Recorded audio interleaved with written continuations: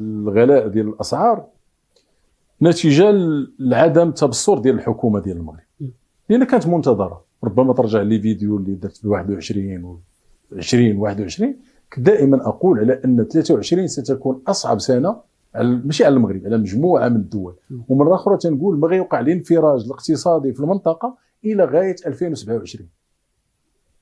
عقل عليها وسجلها الى غايه 2027 غادي يوقع انفراج في المغرب عاد، وغادي نرجعوا للمستوى ديال 2019 اللي كنا فيه في 2019 سنه 2030 2029 2030. شنو المستوى اللي كان في 2019؟ يعني على الاقل نسبه النمو ديك 3.5 4%. بمعنى تنتظرون سنوات سوداء. اكيد، وكانت معروفه.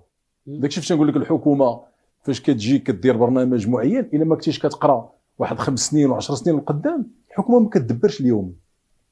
هادشي ديال الغلاء ديال المعيشه سهله. مثلا ناخذوا مطيشه كوم اكزومبل، شحال كنتجوا ديال المطيشه في العام؟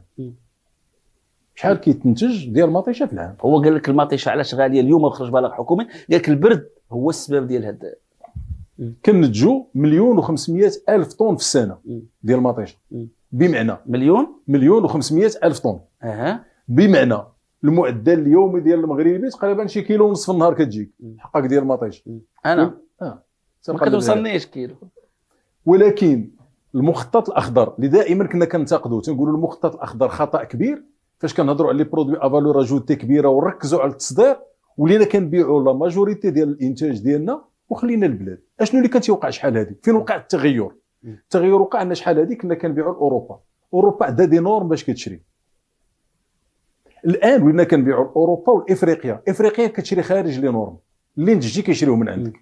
اذا ديك لابارتي ديال المطيشه اللي كانت تتباع في المغرب ولات كتمشي لافريقيا. اذا التصدير هو السبب طبعا، ماشي البرد. لا لا لا، حيت الحكومه اليوم قالت لنا البرد.